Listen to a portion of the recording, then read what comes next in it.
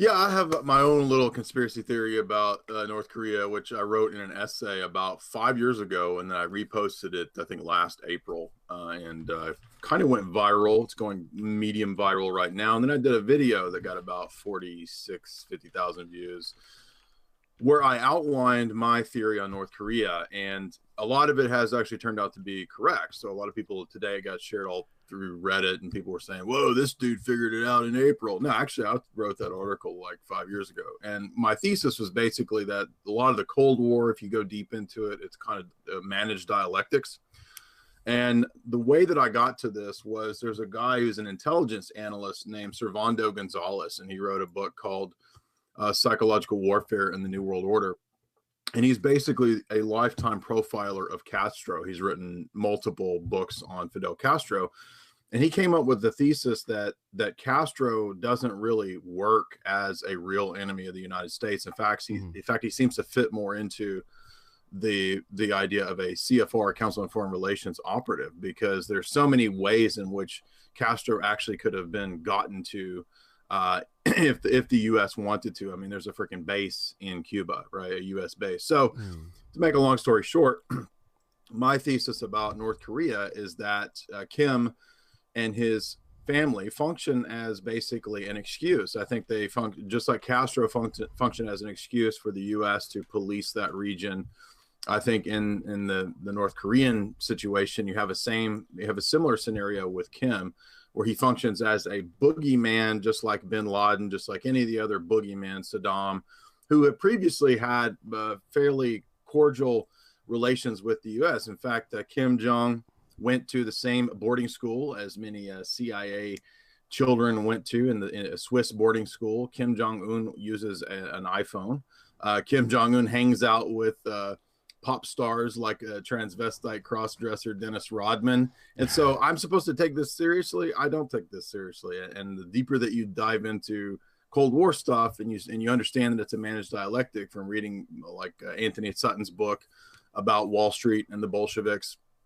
If you read Dr. Richard Spence's book about the Wall Street and the revolution being funded by the bankers, we see that communism has been a long time dialectic. I talk about this a lot in my globalist book series. And I think specifically when it comes to North Korea, there's so many questions and oddities and absurdities about North Korea that my view is that he's kind of like just a mob leader, a cartel leader that's allowed to be in that region. And he's not a real threat to the U.S. And the reason that my video got so popular is because I started noticing that every April, May, June, every year, the same news stories would cycle about how Kim and the North Koreans are going to nuke us. And so after about 10 fucking years of this stupid news story, I started thinking, maybe this isn't legit. Maybe this is theatrics. And then I started thinking, well, go back to when Donald Rumsfeld presented his Highlights magazine version of bin Laden's mountain fortress, which is a real thing that he presented to Tim Russert on Meet the Press. And it's the most ludicrous underground Blofeld base from Bond thing ever. Totally fake, totally made up. But we were supposed to accept this right after 9/11 as a reason to go after bin Laden, in Afghanistan. It was all completely fake. And the thing is actually laughable. It's so absurd. Look up Donald Rumsfeld's cartoon. It's an actual cartoon. It's in my article of bin Laden's underground mountain fortress. Yeah, okay, so how do you know it's the same thing? Wait, so how do you know Kim Jong is just the exact same as bin Laden or any of these other bullshit dictators who are supposed to be our enemies? No, they're not. That's all dialectics. Now, they really will persecute people who try to sneak into their country. Just like if I go to China, I might get arrested because I'm an illegal, person showing up, sneaking around China, doing whatever I'm doing. Right. So they will. So we see these news stories come out every now and then too about people sneaking into North Korea and they get arrested, and North Korea is persecuting people. I'm not saying that doesn't go on at a ground level, but ultimately, I don't think that at the political level, North Korea is a real threat or a real opposition to the West any more than China is. I mean, the globalists have written countless papers over the decades. Kissinger talks about it every week, how China is our partner in bringing in the New World Order. All right. And North Korea is partnered with China. So I just don't buy that this is a real geopolitical chessboard that we're actually worried about North Korea nuking us. It's total bullshit. All right, so what evidence do you have that because there are some people in the chat who are saying bullshit, because there are people who are going to go against your theory, of course. And of course, we'll have the phone lines open, so if you want to call in, links down there. We'll take calls for sure on this if you have any questions. But yeah, so what's the evidence that North Korea is actually not a threat at all? Well, the first thing I would say is read my article where I pull all of the actual KCNA I'll link it. images, the images that come from none other than the AP. Now, if the AP and its connection to Western intelligence, which Associated Press obviously is an aspect, an arm of the CIA and Western intelligence. If you don't know that, I can't help you. Why did they open up a Pyongyang bureau for the AP? Now, so this AP photographer is allowed into the so-called space program of North Korea. And when you look at these images, they're obviously fake. I mean, even the Atlantic magazine has called out the fact that a lot of these KCNA, which is the official news site of North Korea, their images are photoshopped and they're fake. And so you've got basically Kim Jong-un sitting here using like 1984 Commodore 64 style computers. Here. I'm going to put it on. They're going to nuke us. Give me a fucking break. If you fall for that, if you believe that's real, you're a fucking retard. Here, I have it on the screen right now. So he's got a phone on the desk and a little microphone, and then he's looking at what seems to be a big screen TV with a map of the world. Yeah. I like how they couldn't paint the walls there. Yeah, where are the buttons to? Okay, I see. Hang on. So I'm gonna scroll down here because there's a few more images. Where's the one image? Because that's like you say, it's fake blood, and there's a water gun over here. Right. So that was from the Bin Laden raid, which by the way, if anybody doubts this, mainstream Pulitzer Prize winning journalists like Cy Hirsch have written about how the Bin Laden raid is obviously fake. I mean, it was totally 100% bullshit. I called that out at the time. And a lot of high profile intelligence people did the exact same thing, called it out as obviously staged. I mean, again, go read, if you don't, Cy Hirsch is mainstream. Go read his paper about the Bin Laden raid and the death of Bin Laden all being staged. Obviously it was. Like this looks like, hang on, I'm looking at the image of the two dudes at like the computer, like in front, and it looks like movie props they would use for like a Fallout recreation. Exactly. Like, before the nukes hit. Yeah, so we're supposed to believe that the U.S. with the most advanced technology in the world is really threatened by this fucking B-movie set technology that they have in North Korea. I like what you pointed out over here, by the way. So I'm showing it on the screen right now if you want to follow my mouse right over here, people. So here's like the big like screen where like the nuke is. I guess in the center there, that's supposed to be the nuke. Now on the bottom right is a image of the people within the actual room, which is pretty funny that they would fucking film that. I'll say like it looks fishy, definitely. Now you brought up that that he has an iPhone. Now I know why you think that's prevalent, but why? If you could explain to everyone why you think that's prevalent.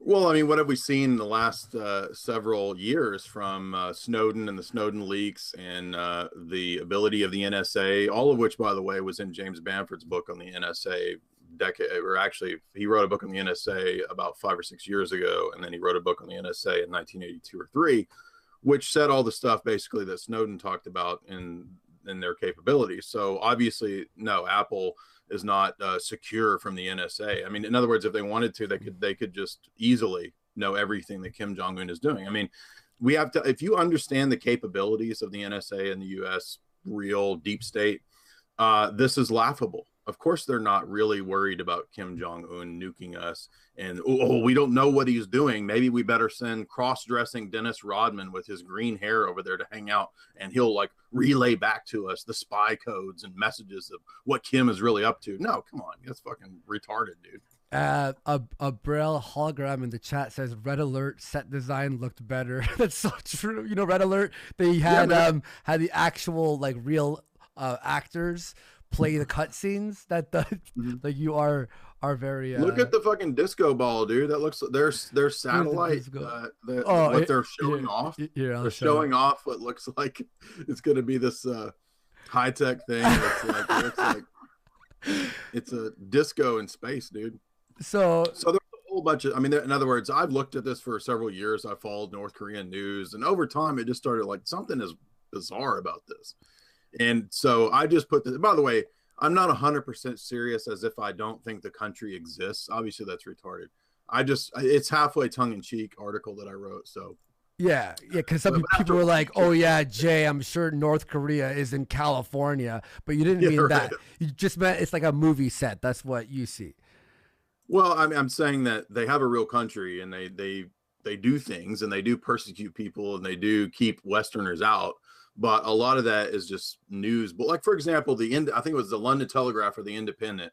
They did an article a few months ago saying that North Korean soldiers have backpacks that are nukes and they're going to sneak into America and start nuking people with backpack nukes. Total fucking bullshit. That's obviously not true. They're not going to sneak in and backpack nuke anybody. You So can this is what bring I try to drugs bring up over the Senator, border. trying to get her to Freaking let alone the fucking nuke. Okay, I'm gonna see. Hang on, I want to see. By the way, one more thing, Andy. Yeah. One more thing. Yeah. So NBC News has an article where they talk about the Army looked at Kim's nukes in the nuke parade that he paraded around, and they said, "Hey, these are fake." Okay, so yeah, you like I saw that in your video too. So NBC did say that they were fake. How did they find out that the nukes were fake? Well, they asked people who were analysts who know about. Here, I'm gonna send you. You send me the link and I'll show. Here's this link here. This is the first one that came up is London Independent mainstream news, but you can find the NBC one too. Okay. And it talks about how the people who knowingly work with ICBMs looked at this parade and it's like, these aren't real. It says North Korea uses fake weapons in military parades, acclaims defense expert, and they're saying that they're just hollow. What if they're just using, the decorative nukes, like these, are the model nukes, and they have the real ones downstairs? You never know, right, Jay? Well, but see, this space program supposedly that you're looking at in these AP photos, which, by again, why is Kim allowing a Western AP photographer into his super secret space program? By the way, but those photos are of where they're going to launch the nukes from. Really? Yeah, that's their new top secret space facility. And they have top secret space facility. Here you go, AP, Associated Press. Here's a whole bunch of photographs right here next to Kim inside the top secret space program. So why do you think they're doing this? Like, why do you think they're... It's bullshit. It's theatrics, dude. Because number one, the military industrial complex loves the story that comes out every summer that Kim and his regime are going to nuke us, because they make a ton of money on defense contracting in the face of the nuke threat from North Korea. So that's number one. So they're doing all of this war bullshit is to benefit defense contractors first and foremost. Raytheon, Boeing, et cetera, et cetera. I mean, that's what Smedley Butler, the famous U.S. general, said, that war is a racket. So you think if Trump went, nuke us, I dare you, nothing would happen? He kind of already did that. He's been talking shit on Twitter all year to Kim, and he's like, "You're not gonna do it. Not gonna do it." Literally like taunting him. And then the crazy leftists who believe all this shit's real, they're like, Trump is going to cause World War III by Twitter. We're all gonna get nuked. Yeah. I mean, I thought, I mean, I was under the impression that, like, hey, why would you fucking poke a bear with a stick, I was thinking, yo, Trump, what the fuck are you doing? Because me, being just, a regular dude, I could look at those and go, yeah, they're nukes, right? But if people are claiming, if defense experts are claiming that they're not nukes, but that doesn't mean that they don't have a nuke. Well, there's not been really any evidence that they do, except for the news stories that claim that the Clinton regime transferred ICBM technology to North Korea. So you can find those articles, which I've included in other articles I wrote on my blog.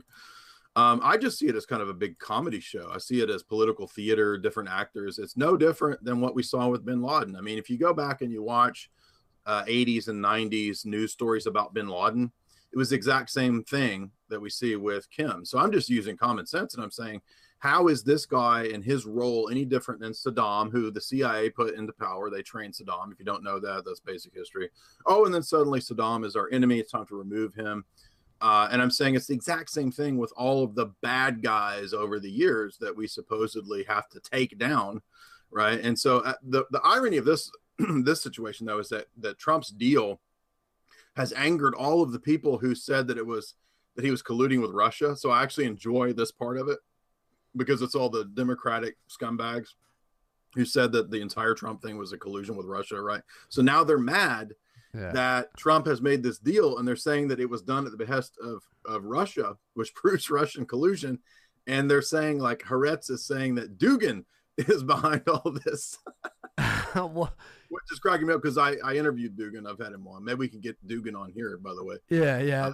That'd be awesome. He's former Putin advisor. Lauren Southern, by the way, just interviewed Dugin. That was a big YouTube thing. So